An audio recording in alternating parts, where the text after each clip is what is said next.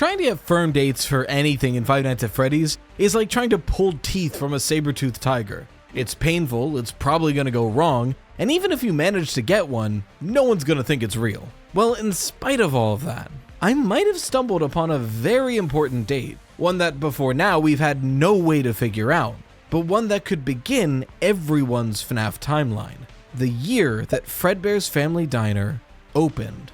The start of everything. Still at its infancy. Still ostensibly an innocent company.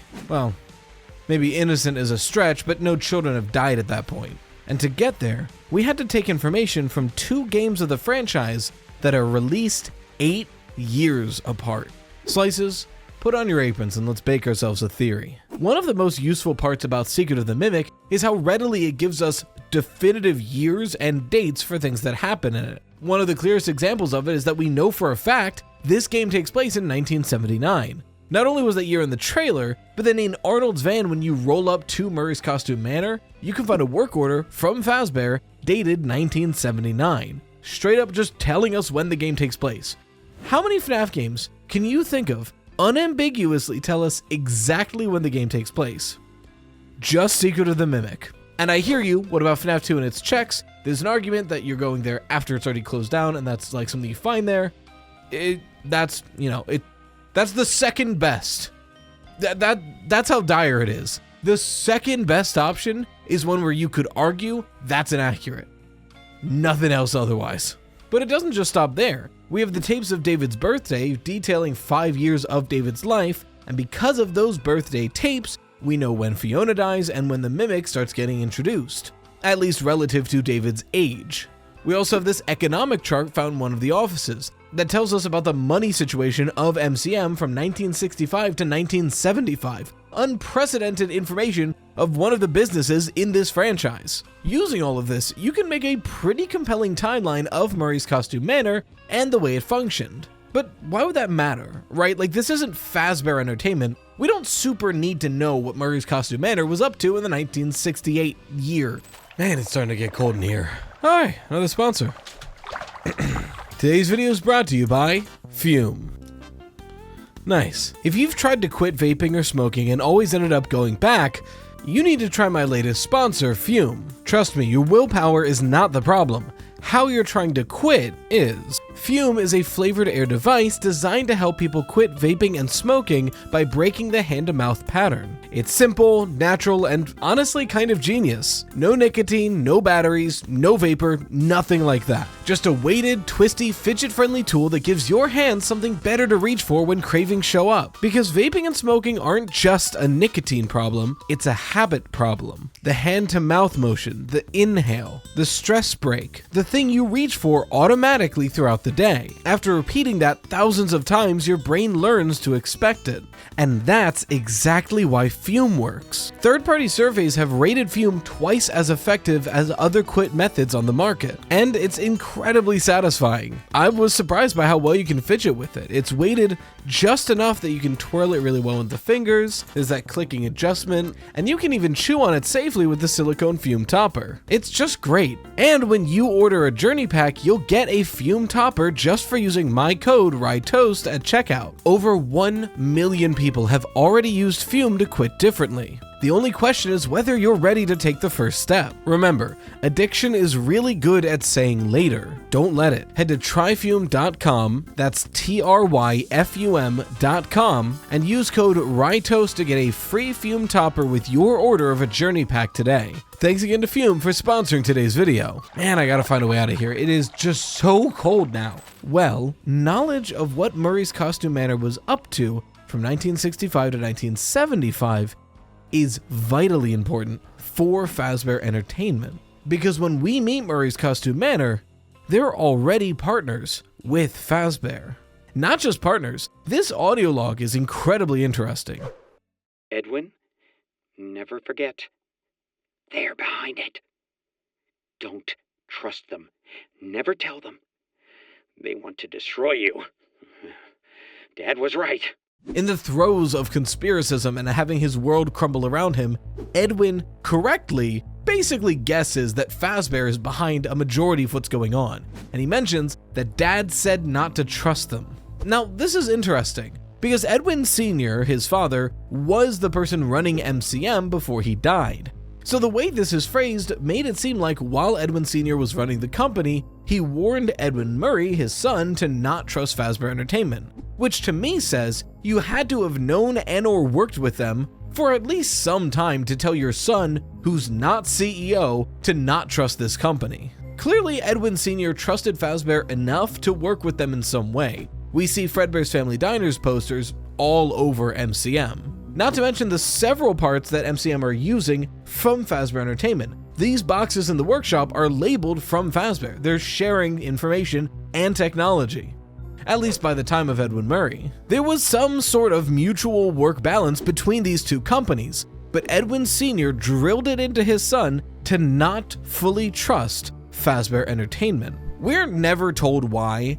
My best guess, judging about how early this is in the timeline, is just how shrewd and ruthless of a businessman William Afton is. Edwin Murray describes the employees as his friends who would come up to his house and hang out and do parties, which tells me this is probably what was happening when Edwin Sr. was in charge. It seemed like it genuinely was a very close-knit group of employees with their employer. So knowing that in 1979 at least, William Afton is willing to basically throw employees to their death to get some business thing finished, he probably doesn't really give a shit about his employees. So maybe it just comes down to that. Edwin Sr. saw the way William Afton was treating his employees and went like, I don't want anything to do with that. Or maybe William Afton was just always weird. To focus on what's important here though, Edwin Sr. had been working with Fazbear Entertainment long enough to know not to trust them and to warn his son to not trust them, which means he had to have been working with Fazbear Entertainment for at least some time, which means Fazbear Entertainment had to have existed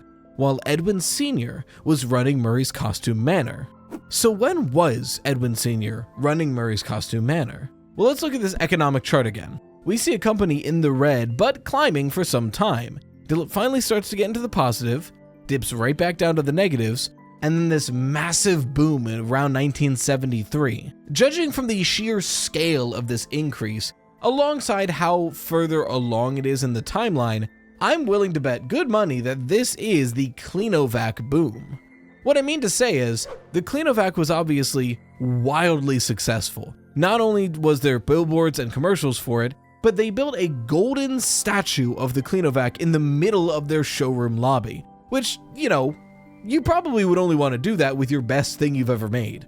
Not to mention the way Edwin talks about the Cleanovac. In that one birthday tape where he's maybe beginning to make the mimic during David's birthday, we get this line from him. Just give me a minute.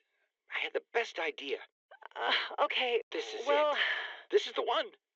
Bigger than the Cleanovac. That sort of manic energy tells me he made one really damn good thing that was really successful, and then everything else was like a little bit worse, and he's losing his mind about it. This success is even further backed up by the way Moon.exe talks about the prototype of it, Vacuum Pet, his greatest success and his greatest failure.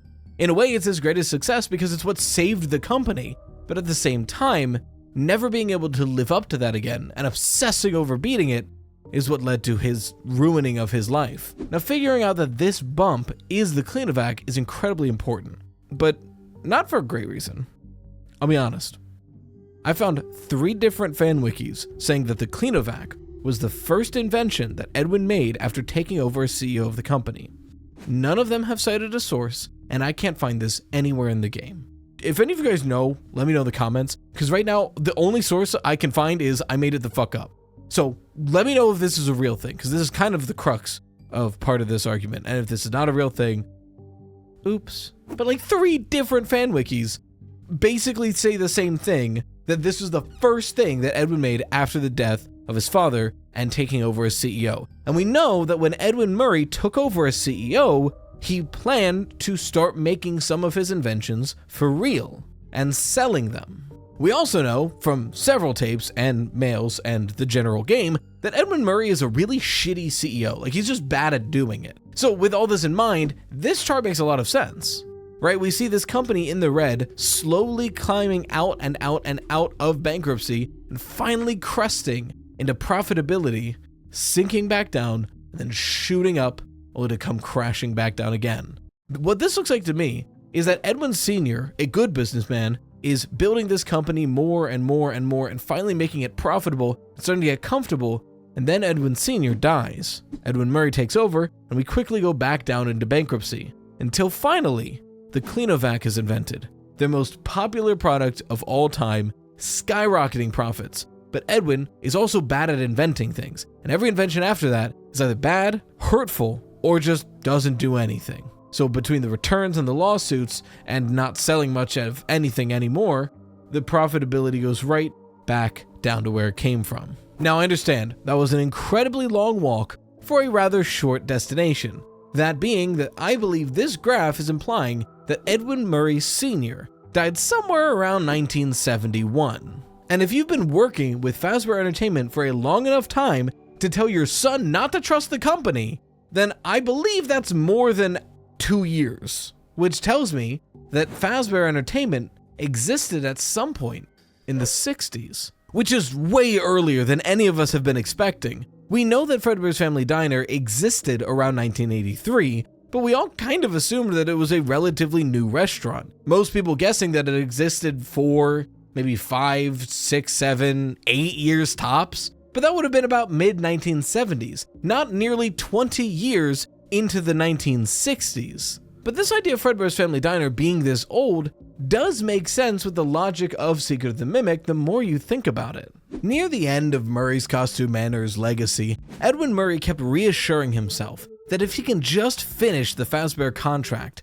the money from that will be more than enough to fix all of the hardships the company was facing, and once he did that, all the employees would come back and everything would go back to normal. He just had to finish the Fazbear contract, which to me sounds like a hell of a lot of money. Think about your average mom and pop restaurant. How much money do you think they make? Because, spoiler alert, not that much. I've worked in a lot of restaurants over the years. I was a waiter for nearly half of my life.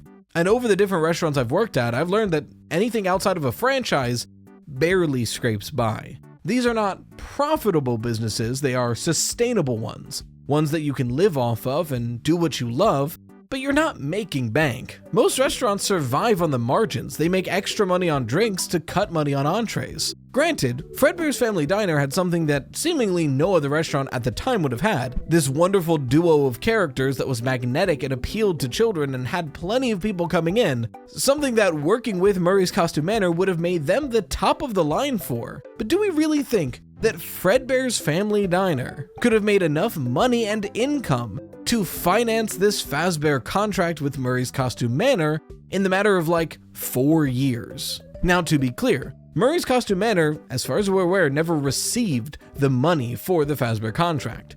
What most likely happened was a down payment with the promise of an insane sum of money if the contract was completed, and then William Afton did everything in his power to make sure the contract would never be completed. But as shrewd of a businessman as William Afton is, do you really think he would have entered this contract with no money backing it? I know the point is that the contract wouldn't get fulfilled, but if Edwin Murray somehow fulfilled it and William Afton didn't have the money to pay him, there's plenty of legal cause that Murray's Costume Manor could have owned Fredbear's Family Diner instead. And I don't think William Afton was willing to risk everything he had just to obtain MCM. But if Fredbear's Family Diner was open in the early 60s, then we're talking about a business that by the time the Fazbear contract came around, they would have been open for nearly 15 years. Surely they could have saved up enough by then to have some amount of money lying around in case Edwin somehow beat out that contract. But again, we run into the same issue here. More and more evidence piling up that Fredbear's Family Diner opened in the early 60s, but yet no firm date to place it. The earliest date we received from this game is frankly 1979, and a couple of earlier work orders for other Edwin inventions. The only 1960 date we receive in this game is the left half of the graph I previously talked about. Have we ever received an earlier date? Because if not, this theory puts us right back to where we started. Yeah, Fredbear's opened sometime around there, I don't know.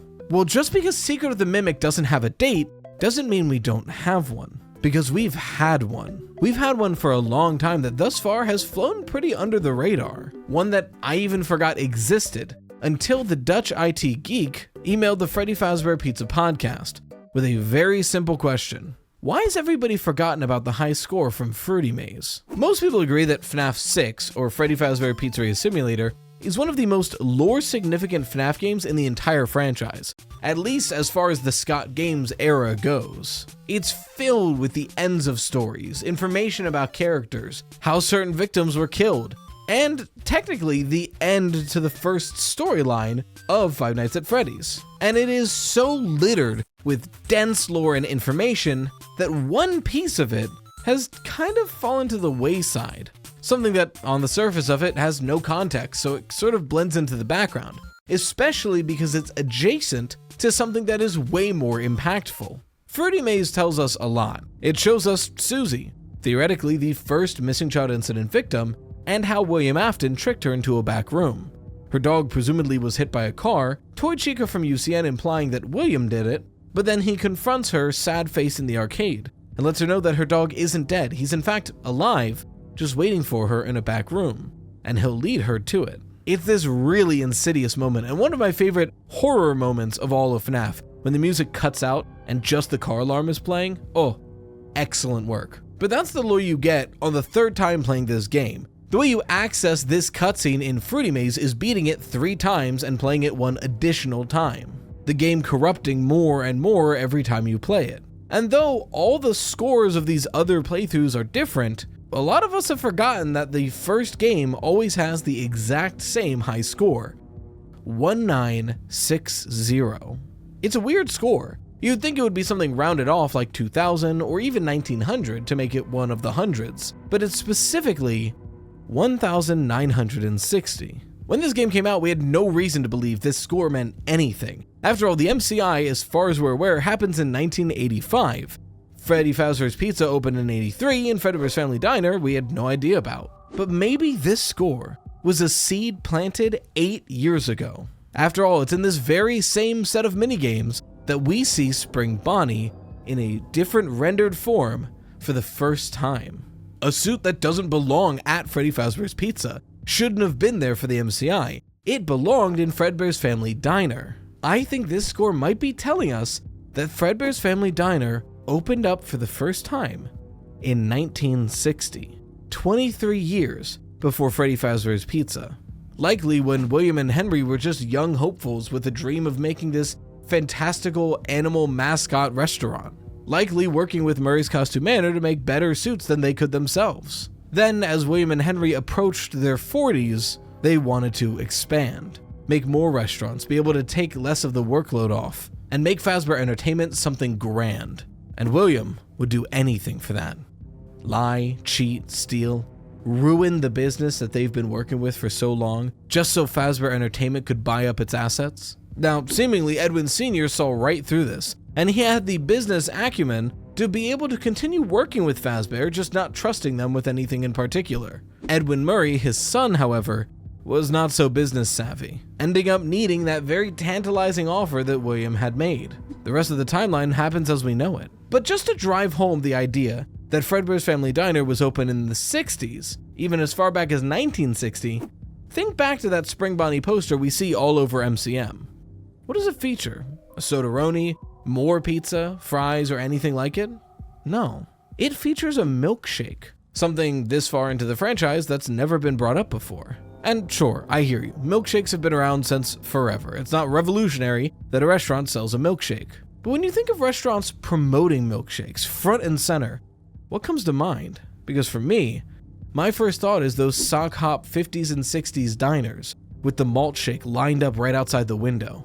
Just like what we see on the Spring Bonnie poster, because they opened in the 60s. So that's the idea, that Fredbear's Family Diner opened in 1960, way earlier than we'd been thinking about. The only thing that might predate this is the Fredbears Singin' Show, but I don't even want to open that can of worms. But tell me what you think. Is this guaranteed? No, but it does seem very likely. Head to tryfume.com and use code RYTOAST to get a free Fume topper with your order of a journey pack today. Thanks again to Fume for sponsoring today's video. But this was all business stuff with the FNAF timeline. If you want to see where William Afton might have first started killing, it goes actually before the MCI even happened. At least I think it does. You can find out why right here. If you want your fan art featured on the channel, make sure to share with #ToastArt. And a huge thank you to our very generous patrons who help support this channel in lieu of YouTube's fluctuating ad rates. Within a special shout out to our breadwinners of the week, Madison Esmond, Marks, Sam Pinnell, and Westwood Meadowlark. And until next time, as always, stay toasty, slices.